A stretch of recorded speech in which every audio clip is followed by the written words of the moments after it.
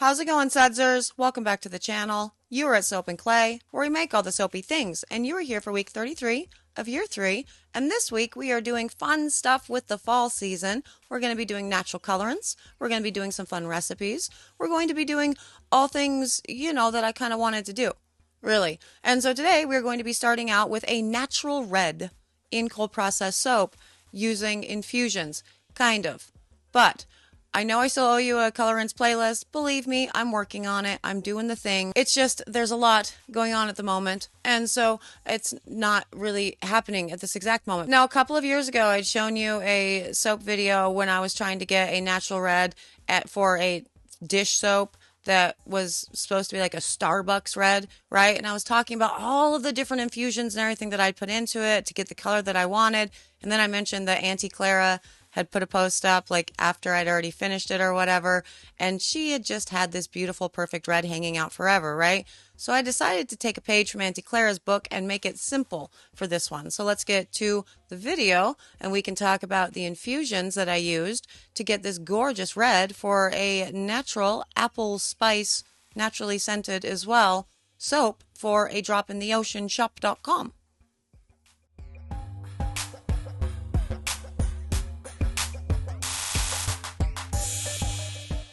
Okay, so we are doing a stunning red today, and we are going to be doing that using madder roots, Indian madder, and rhubarb root, both in powder form. Now, typically you could make an infusion with this and just include it as part of your oils, the infusion itself, into your recipe. But for me, I'm always real lazy, and so I do just what I showed you there. I just dump it in and mix it with the actual soap oils before putting in the lye solution because, again, I'm lazy. So with this, I don't know if you've played with rhubarb root at all, but the first time I did, I was in love because rhubarb root on its own creates this really gorgeous, deep brown with these beautiful red tones, really beautiful like beetroot color, the color that you wish beetroot would do in soap, but alas it does not. Absolutely stunning on its own, but a little bit too dark because we're wanting, this is an apple spice soap, we're wanting to have better red tones essentially, and so that's where the madder root comes in.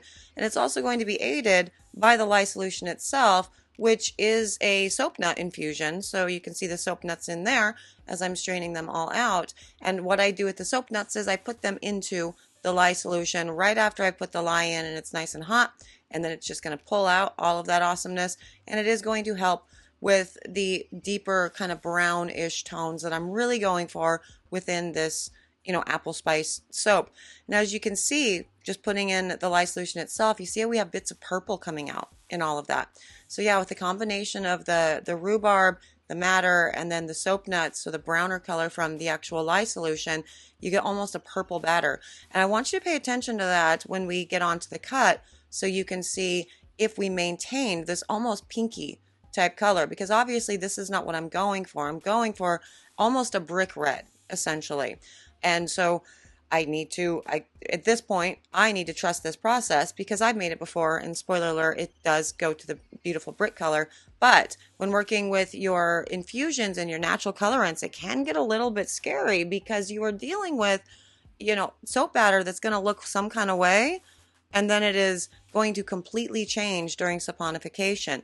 And that's not so with all of your soap approved micas, right, that have been tested, and you have all the soaping notes, and you know what they are meant to do within, the soap. So whatever color you have at the beginning is usually the color you're going to get at the end.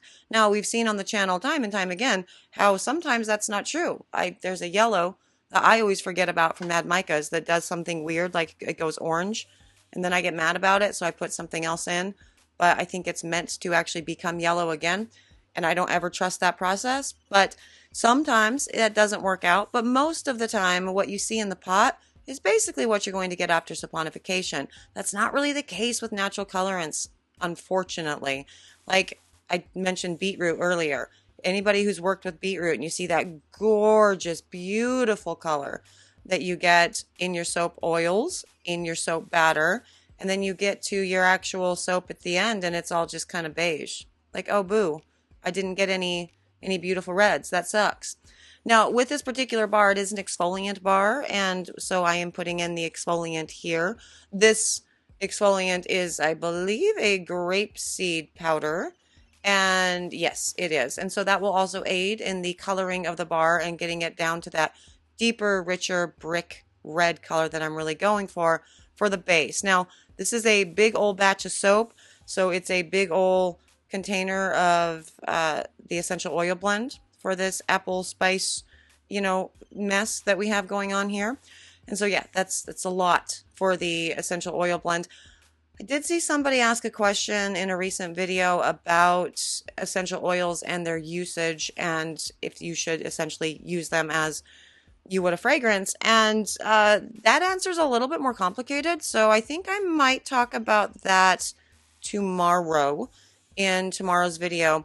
But this particular essential oil blend, you see how fast that set up the batch there? Ultimately, it's a good thing that it accelerates because this is just a 2-layer soap, and so the base of it is going to be this red, this beautiful red, with all the gorgeous scent for the apple cinnamon blend. And then it will be topped with white. So I ultimately do want the bottom to firm up as quickly as possible. So it's fine.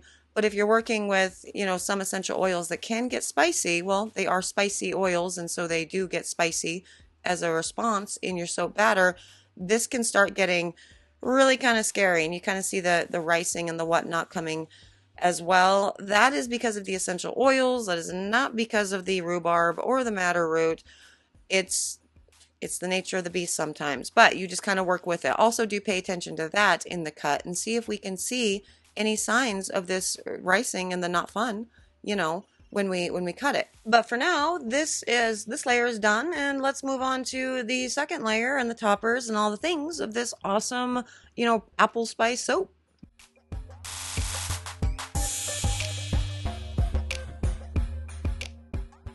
Okay, now onto the pour of the second layer, and as you can see, the bottom layer has set up very nicely. I waited about 30 minutes or so before mixing up the next batch of everything that's going to be going on the top of these 3, slabs or loaves of soap. And I did use the exact same essential oil blend within all of this, and so we're going to get the exact same spiciness. These essential oils are not going to discolor anything with this blend that I'm using, but you are going to get the separation and all of the, looks like ricing, it looks like a bad time, we're not having fun. So with that, I do recommend just kind of taking your whisk to it if it's getting to be too scary for you and you don't like the separation. I get it for sure. Just take your whisk to it, continue to mix it in until it looks, nice and fluid and smooth again, and you don't have any of those little pockets, those little rice pockets hanging out, and continue pouring. Trust the process. At the end of all of this, this soap doesn't, nothing happens to it. Otherwise, well, I mean, I would be showing it to you, but that would have been the focus of the entire video. Would have been, look what happens when you have a ricing problem within soap. Nothing happens here. So just don't get freaked out if you ever see soap doing that. Sometimes your essential oils are spicy. Sometimes your fragrance oils are spicy, and they like to do weirdness within all of that. But I'm just going to smooth everything out. I'm just separating it between the 3 loaves, making sure that everything is reasonably, even and equal across the board. Then I will top it and then I will cut it. I'm not showing you the toppers. I'll do that tomorrow, but let's move on to the cut and we can see this beautiful red.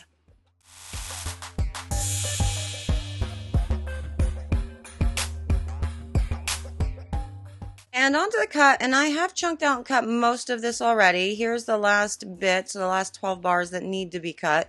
And as you can see, yeah, it's beautiful. We have some awesome glycerin rivers going on in this. I did C-pop and gel this.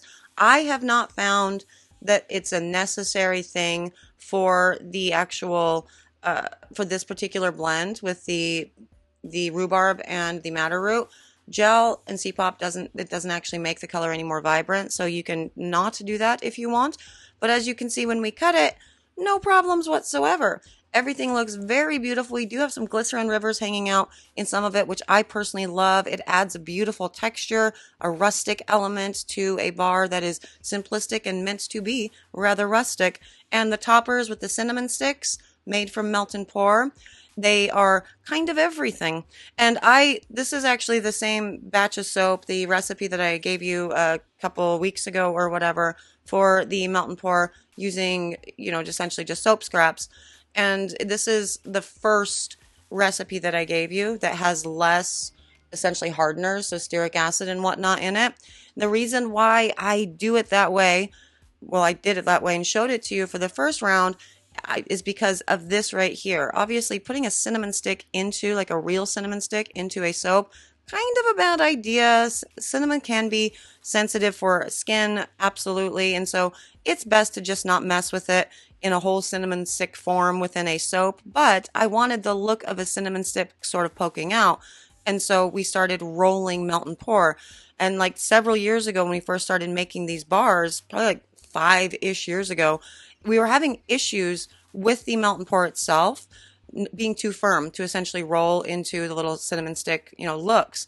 And so that's when I really started playing with the ratios of the rebatch that I had already been using to create it, to make it a softer bar, so you can go ahead and roll all of that into a cinnamon stick. Very cute idea. Very cute. And the red right there, brick red, absolutely gorgeous. Get it all naturally. Super beautiful. You should try it. And there it is, a gorgeous red in a soap naturally. And yeah, I really like the rhubarb root. Like I said, if you haven't tried it just within soap, don't sleep on that. Just do a sample bar or whatever of just the rhubarb root as the colorant. It's so beautiful. You're going to love it, I promise. It's such a beautiful, rich, dark, deep chocolatey with some gorgeous red tones. If you use less of it, you can get a lighter color red. But then combining that with the madder root and the addition of the soap nuts, so the lye solution is going to be darker and brown anyway, created a beautiful brick red color that was super, super simple. Have you used madder root and rhubarb root as soap colorants before? If so, tell me about it. I want to hear about your natural infusion coloring journey because it's a lot of fun, for sure. I'm out of here for today. I've got 1,000,002 things to do. That's how it works. The drill. The sudsers know, what all is going on in my life, and it really is a lot. Like the understatement of the century, really. So thank you, sudsers, for getting it. I know a lot of you are going through it too. I am here with you in spirit. I love you. We are all here together. We all have this big love community thing going on, even if we're not able to be as vocal and talk to everybody. But that's the cool thing about our friendship. We have the kind of friendship where we know that we can spend time apart, and when we have time to get together, we pick up right where we left off like nothing had happened. And so that's excellent. For everybody else that's here, hello, you exist. Try the red. It's cool. I'm going to go. I will see you guys all again tomorrow for another round of Soapy Fun. Bye.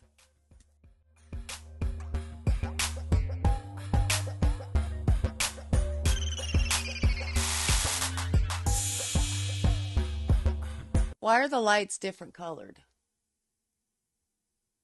They are all a different color. Why is that? Can I show you? I'm going to show you.